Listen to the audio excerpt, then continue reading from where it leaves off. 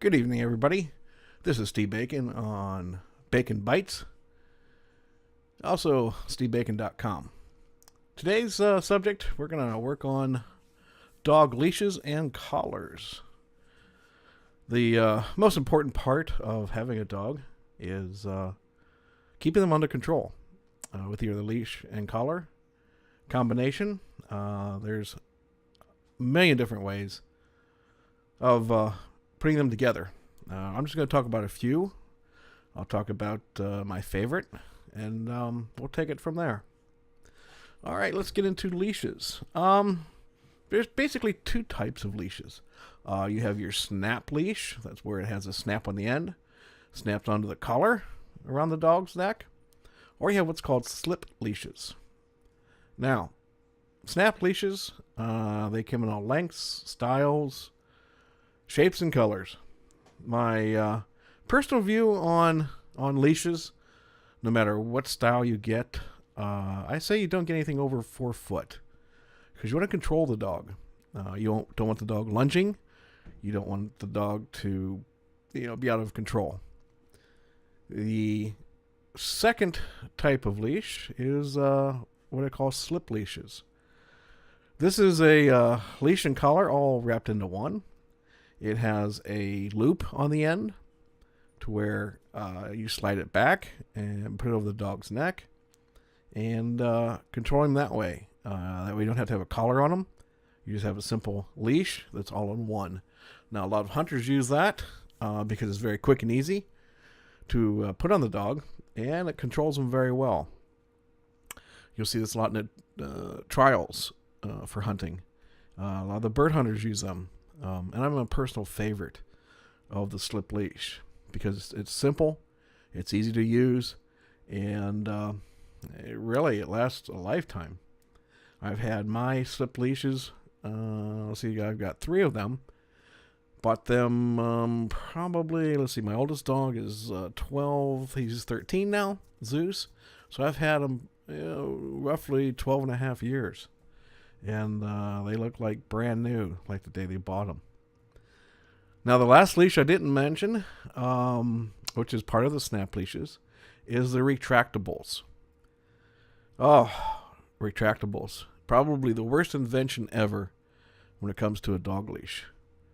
Well, there's a couple reasons that I believe that the retractables are the worst ever to put on a dog. One is, the main reason is you don't control the dog with it.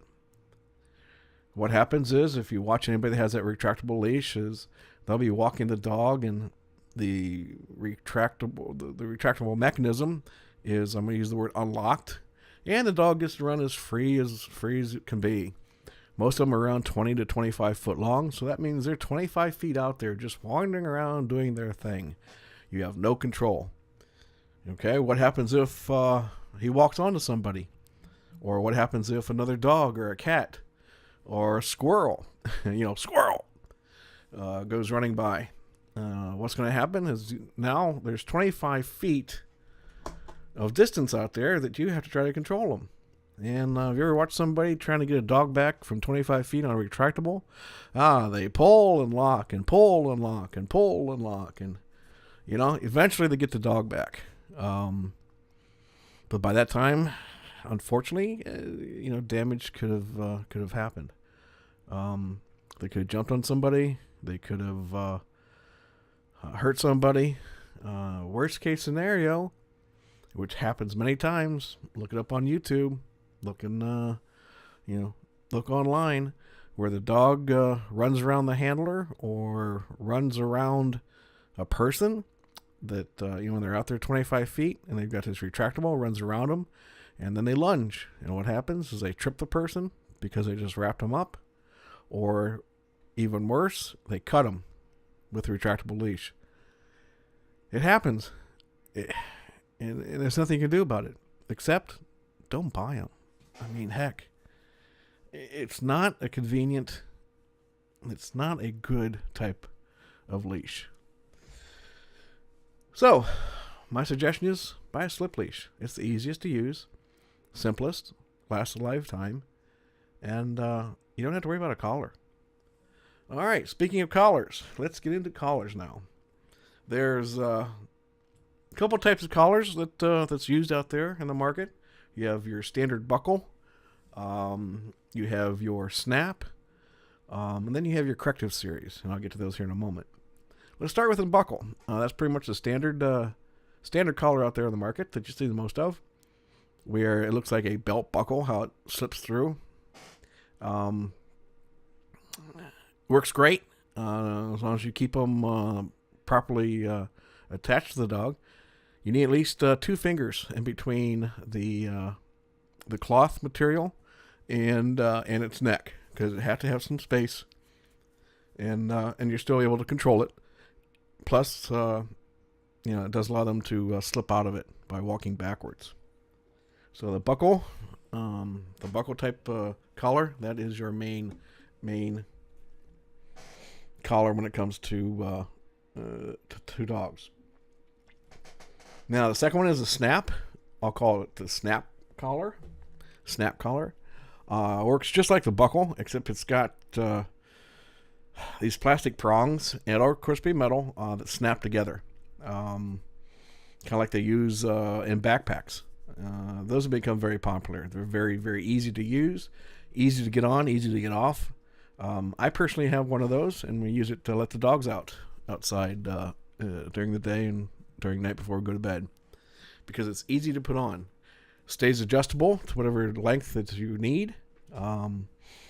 Whereas a buckle style collar, you have to always put it back in the same hole that's good for the dog. And with a snap, you just adjust it once, and it's good to go. Now the third type of collar that I look at is what I call the corrective collars. That's the one that has the metal prongs on it, or the new styles that have the plastic, saying it's better. It's more safer for the dog. Those are what I call corrective collars. You use those when a dog is not obeying his commands, when a dog just needs that instant, hey, listen to me. I gave you a command and you're not listening. Now, they're great. I use one. I've used one on my Weimaraner, my hunting dog. He's been trained with one.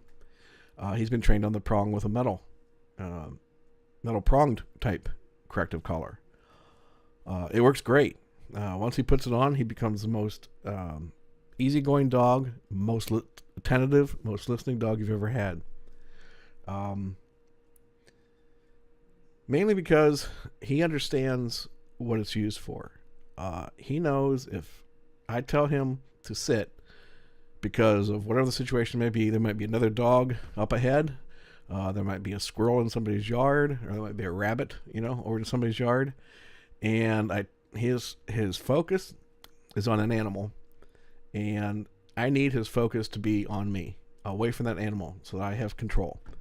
And when he's wearing that prong collar, if he doesn't listen, I just give it a nice quick little tag, a nice quick little pull. Nothing hard, but it's just quick enough to get his attention. And he knows that, hey, what did you just say? And I repeat my command, sit. And he looks up and sits at me. So, corrective prong type collars, hey, totally recommend them when they're used properly. And that's the problem with people. They don't use tools correctly. Now, the last collar that I'm going to talk about in this series is the electronic collar. My Weimaraner, who's a hunting dog, we hunt pheasants in the fall. He has been trained with an electronic collar. They're a tool, again, just like the prong collar, just like any collar. They're a tool to control the dog. The dog needs to be controlled. If you don't control the dog then controls you. And then you have a bad dog. And you don't want a bad dog. And the reason being is, if you have control of the dog, it is the best type dog in the world. He knows his purpose. He knows what to do. He knows what not to do. And it's a happy life.